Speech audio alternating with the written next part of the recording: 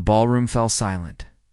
Every eye turned toward the small figure standing at the center of the polished marble floor. Princess Charlotte, just 9 years old, stood perfectly still. Her white gloves were clasped in front of her. Her face showed no fear. But something was wrong. Queen Camilla had just entered the room. Protocol was clear. Everyone must bow. Everyone always bowed. But Charlotte did not move. The chandeliers above cast long shadows across the hall. 200 guests watched in frozen shock. Ministers, ambassadors, members of parliament. All of them had already lowered their heads. Only one person remained upright. A child. Camilla's expression shifted. Her smile tightened. She took 3 slow steps forward. The click of her heels echoed like drumbeats. Charlotte's younger brother, Prince Louis, tugged at her dress. His eyes were wide with panic. Still, she did not bow. This was not stubbornness. This was not rebellion. Something deeper was happening. And one man in the room knew exactly what it was. If you want to hear how this moment changed everything in the royal family, make sure you're subscribed. This story goes to places you won't expect. Behind Charlotte, near the grand entrance, stood Captain Jonathan Hale. He was a royal guard with 17 years of service. He had protected 3 generations of royals. He had seen scandals, secrets, and moments the public would never know. But this was different. Hale's jaw tightened. His hand moved slightly toward his chest, a habit when his instincts screamed danger. Not physical danger, something worse. A line was being crossed. And if no one stopped it, a young girl would pay the price. Charlotte's mother, Princess Catherine, was not in the room. She had been called away 20 minutes earlier. A sudden meeting. Urgent, they said. Convenient timing. Too convenient. Camilla stopped directly in front of Charlotte. The height difference was immense. The Queen looked down. Charlotte looked up. Neither blinked. Child, Camilla said softly, but her voice carried across the silent hall. You forget yourself. Charlotte's lips parted. For a moment, it seemed she might speak. But then her eyes flickered, not with doubt. With certainty, I've not forgotten, she said. Her voice was small, but steady. I remember everything. Gasps rippled through the crowd. A child does not speak to the Queen this way. A princess does not challenge the crown. But Charlotte was not challenging the crown. She was protecting something, and Captain Hale knew what. He stepped forward. Just one step, but it was enough. Camilla's gaze snapped to him. Their eyes met. In that single moment, an entire conversation happened without words. Hale's message was clear. Not her. Not today. Camilla's eyes narrowed. Power versus principle. Rank versus honor. The room held its breath. What happened next would be whispered about in palace corridors for years to come. Captain Hale did not speak. He simply stood there, his presence a wall between the Queen and the princess. His uniform was spotless. His posture was perfect. But his eyes carried a warning that needed no translation. Camilla's face flushed. This was humiliation. A guard interfering in royal protocol. Unthinkable. Unforgivable. She opened her mouth to deliver what would surely be a command for his immediate removal. But then she saw it. The way every other guard in the room had subtly shifted their stance. Not toward Hale, toward Charlotte. Protecting her. They had all made the same choice in the same instant. This was not one rogue guard. This was a line they would not let anyone cross. Captain Hale, Camilla said, her voice like ice wrapped in silk. You overstep.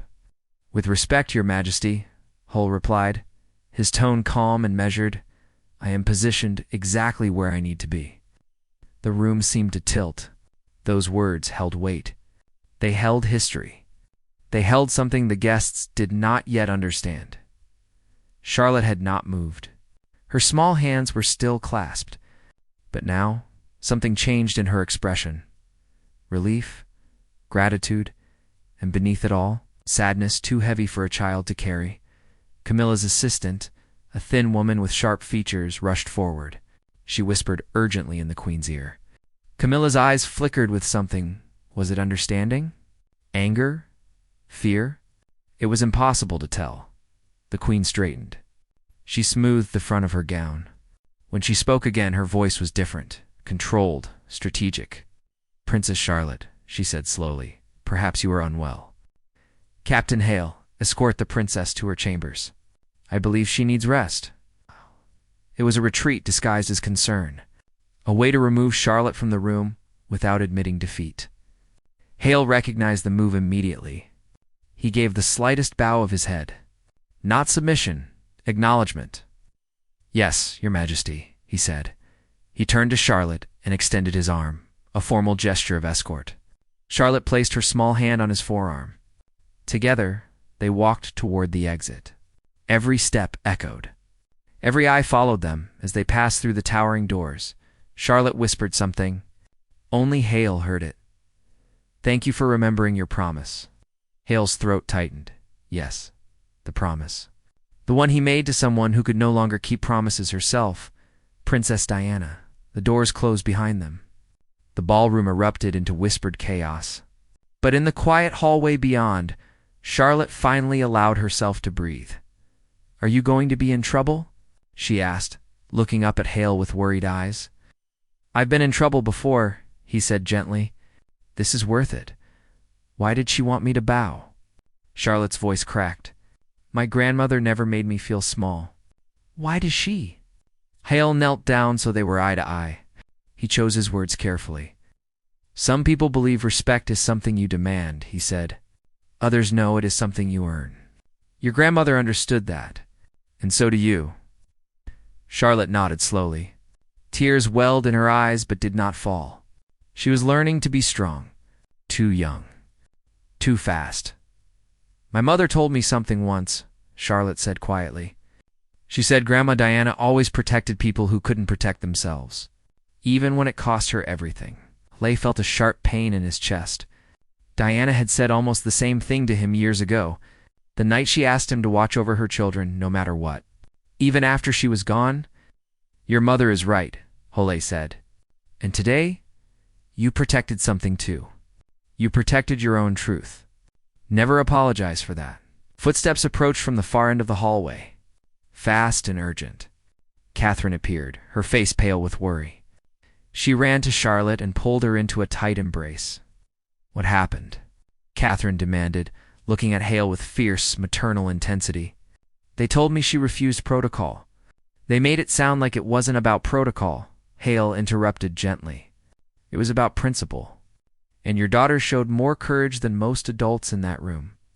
Catherine's eyes searched his face. Then she looked at Charlotte. Understanding passed between them. A daughter of Diana would always know when to stand and when to bow. Charlotte had made the right choice, but the question remained what would happen next. Catherine led Charlotte down a smaller corridor, away from the main halls.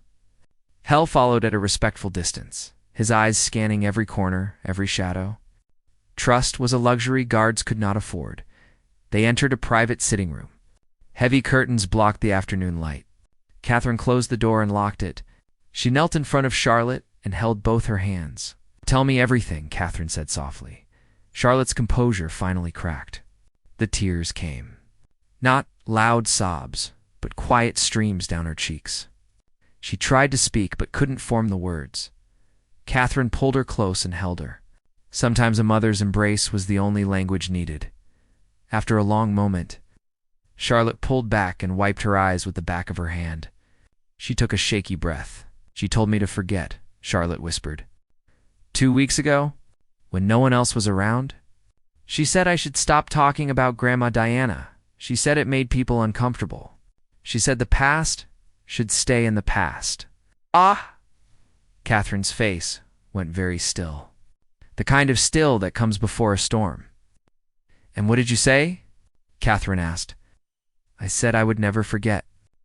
I said Grandma Diana was the best thing about this family, and I won't pretend she wasn't." Charlotte's voice grew stronger. She got angry. She said I was being disrespectful. But I wasn't. I was just being honest. Hale, standing by the door, felt his chest tighten. Diana had faced the same pressure. Be quiet, smile, forget, she had refused. And it cost her everything. Catherine stood and paced the room.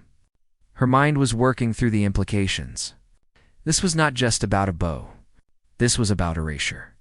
About rewriting history to make the present more comfortable. Captain Hale, Catherine said, turning to face him. How much do you know? Hale hesitated. Palace guards were trained to see everything and say nothing. But some silences were more dangerous than words. I know that Princess Charlotte was asked to bow in a setting where protocol did not require it. Hale said carefully, I know it was done publicly, in front of an audience, to establish a hierarchy. And I know it was meant to send a message. What message? Catherine pressed. That the memory of Princess Diana no longer holds weight in this palace. That her legacy is negotiable. That her grandchildren should be grateful for scraps of acknowledgement rather than claiming their rightful place. The words hung in the air like smoke. Catherine's jaw tightened. She walked to the window and stared out at the palace grounds. Generations of royals had walked those gardens, smiled for those cameras, played their parts.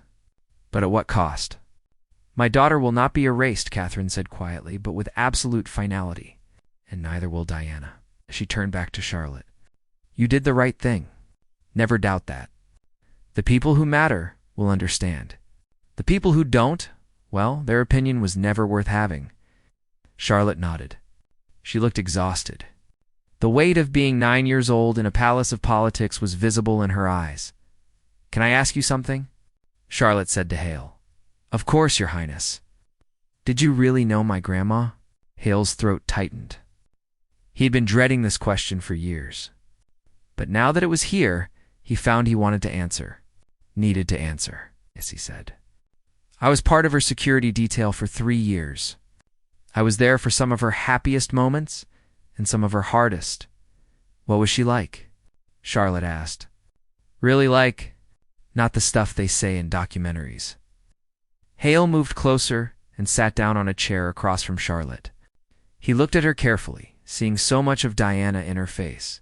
The same determination, the same compassion, the same refusal to accept cruelty as normal.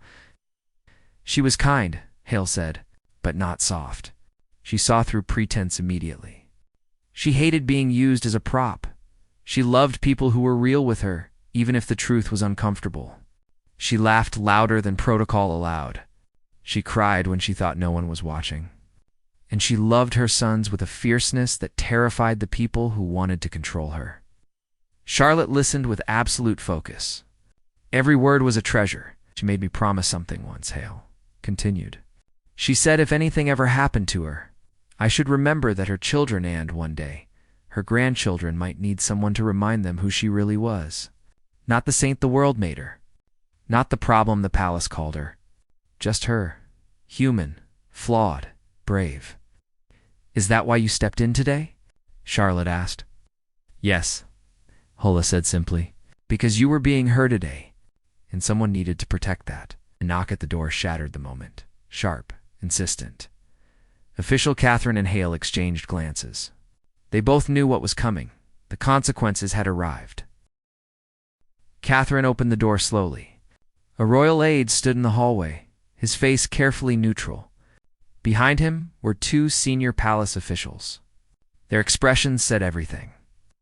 Princess Catherine, the aide said with a stiff bow. The king requests your presence. Immediately. Catherine did not flinch. Tell him I will come when my daughter is settled. With respect. Ma'am, the request is urgent. With respect, Catherine replied, her voice sharp as glass. My child comes first. Always. The aide shifted uncomfortably. Palace protocol did not account for mothers who refused to abandon their children for politics. He glanced at one of the officials, who gave a subtle nod. Very well, the aide said. We will wait. Catherine closed the door. She turned to Charlotte. Listen to me very carefully. You did nothing wrong. No matter what anyone says to me or your father, you stood up for something true and good. Hold on to that. Will they punish you? They can try, Catherine said with a slight smile. but I've been dealing with palace politics for years. I know how this works." She kissed Charlotte's forehead, squeezed her hand, then turned to Hale. "Stay with her. I don't care what orders you receive. You stay with her until I return. Understood?" "Understood," Hale said. Catherine left the room. Her footsteps echoed down the corridor, steady and purposeful. She was walking into a storm, but she walked like someone who had weathered worse. Charlotte sat down on the velvet couch. She pulled her knees up to her chest and wrapped her arms around them. She looked so small, so young, yet somehow older than she should be. "Am I in trouble?" she asked Hale quietly. "Oh," Hale said firmly. "You are not in trouble. The people who should be in trouble are the ones who put you in that position. Will they fire you?" Hala sat down beside her. He considered lying, telling her everything would be fine. But Charlotte was too smart for comfortable lies. She deserved the truth. "Maybe," he said. "But that would be their mistake, not yours." Charlotte looked at him with worried eyes. "I don't want you to lose your job because of me." Charlotte, Hale said gently, "I made a promise to your grandmother a long time ago. If keeping that promise costs me a job, then it was a price worth paying. Some things are more important than careers." "Like what?" "Like protecting children who are brave enough to stand up for what's right.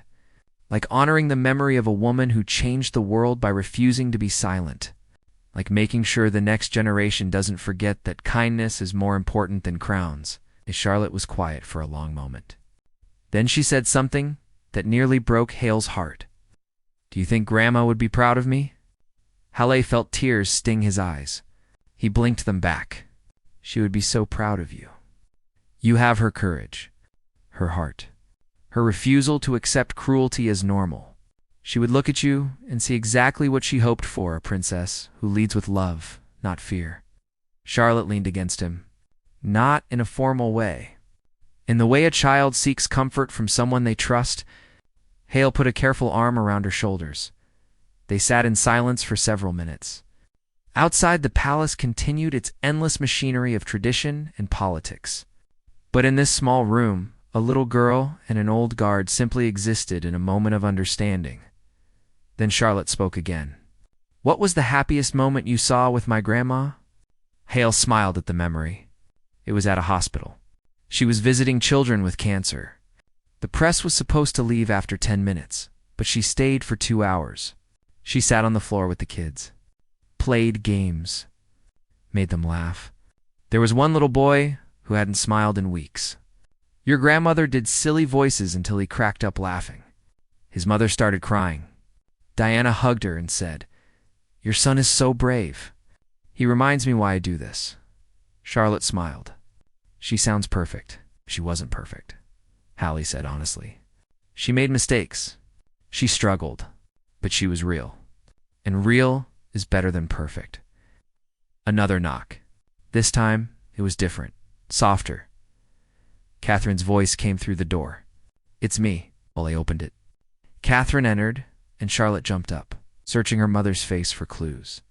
Catherine's expression was unreadable at first. Then, slowly, a smile formed. Not a happy smile. A victorious one.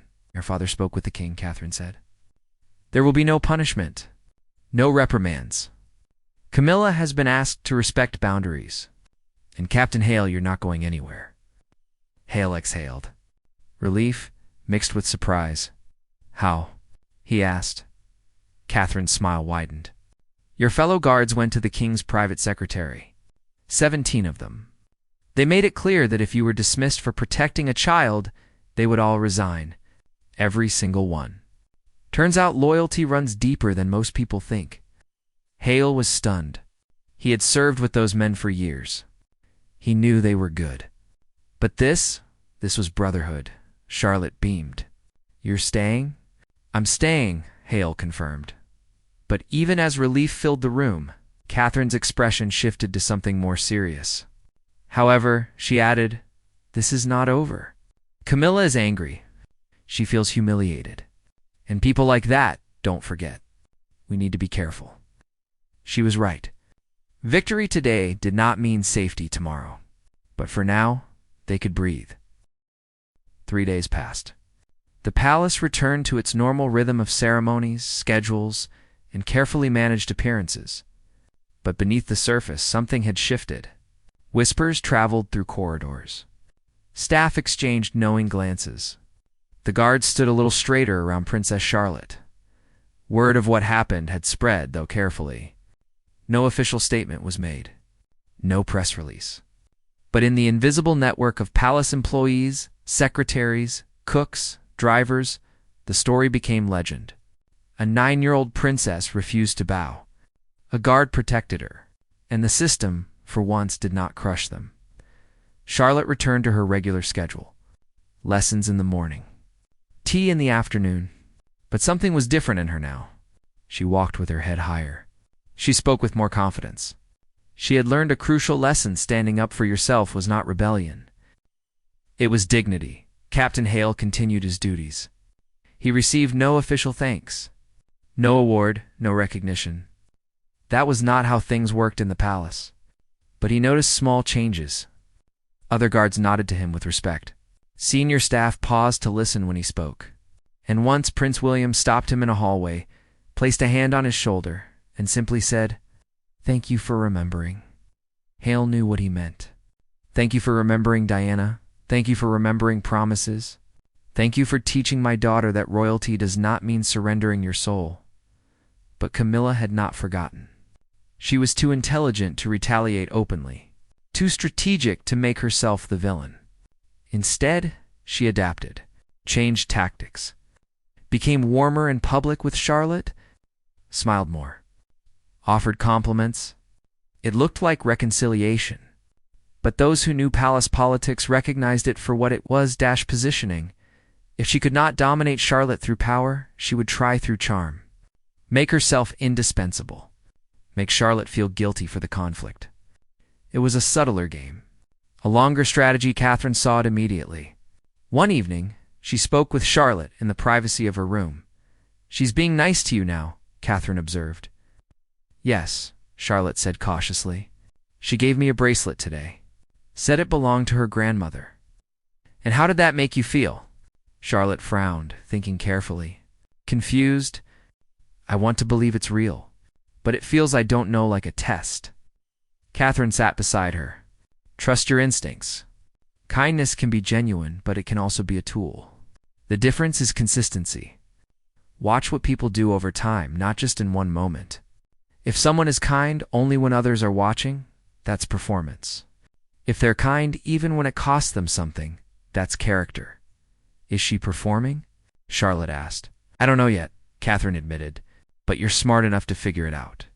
And remember, you can be polite without being naive. Respect without surrender." Charlotte nodded slowly. She was learning lessons no textbook could teach. The hidden curriculum of power. How to navigate manipulation. How to protect yourself without becoming cruel. Meanwhile, Hale received an unexpected visitor. One evening, after his shift, he found an envelope on his locker. Inside was a handwritten note. "Captain Hale, your service has not gone unnoticed. We would like to meet with you. Discretion required. Come to the East Garden Gate at midnight. Bring no one." It was unsigned, but the handwriting was unmistakable. Elegant, precise, royal. Hale's instincts screamed warning. Midnight meetings were never innocent, but curiosity and duty compelled him forward. That night, he arrived at the East Garden Gate exactly at midnight. The air was cold. A thin mist clung to the ground. He waited, hand near his radio, ready for anything. A figure emerged from the shadows. Hale's breath caught. It was King Charles.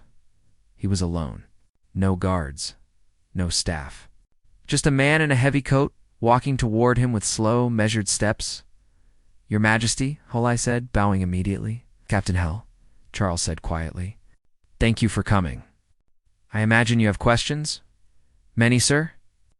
Charles gestured toward a stone bench beneath an old oak tree. They sat.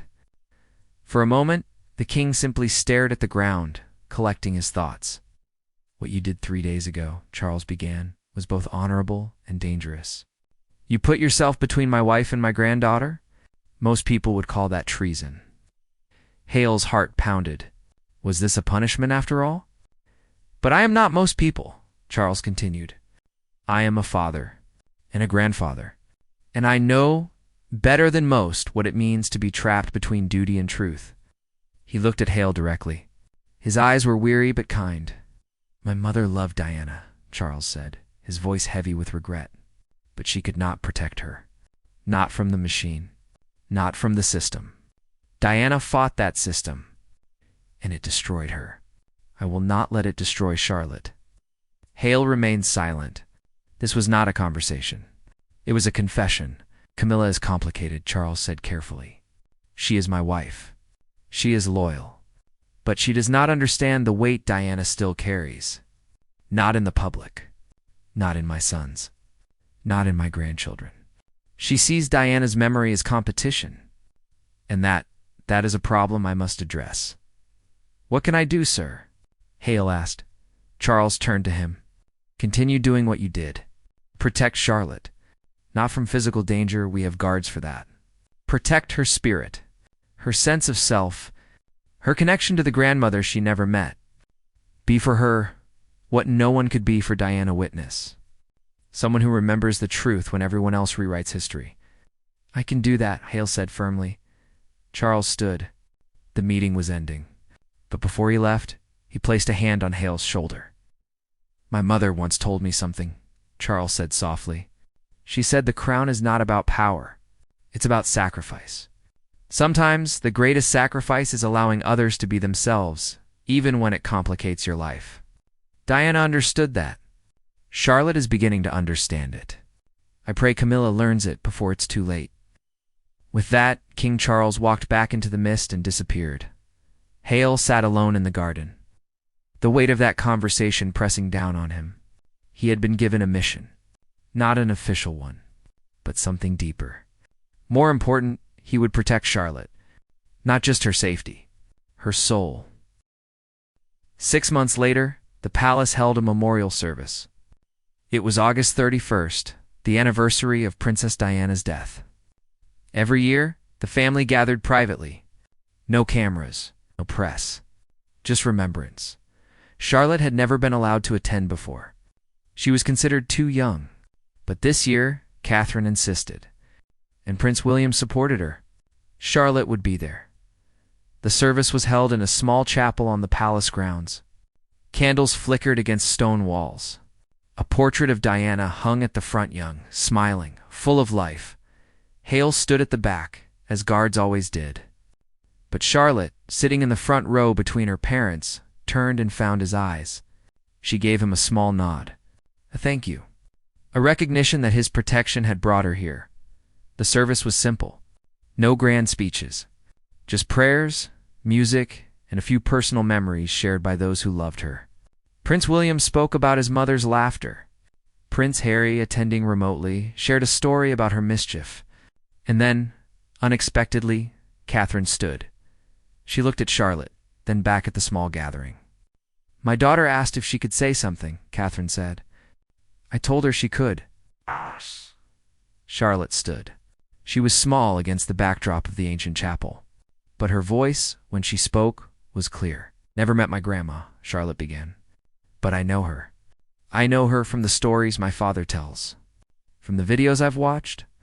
From the way people's faces change when they talk about her. She made people feel seen. She made people feel loved. Even people the world ignored.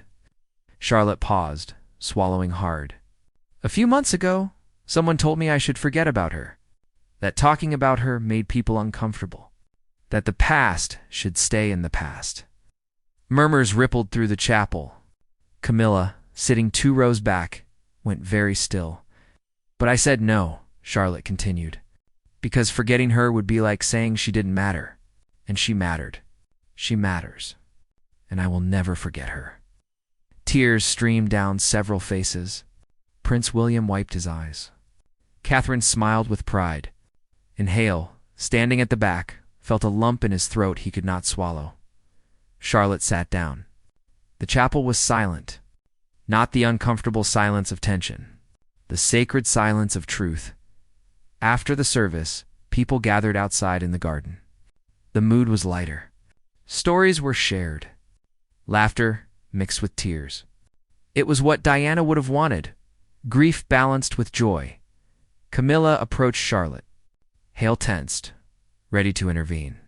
But Catherine placed a subtle hand on his arm. "Let this play out," her gesture said. "Princess Charlotte," Camilla said quietly. "That was brave, what you said." Charlotte looked up at her. "Thank you," Camilla hesitated.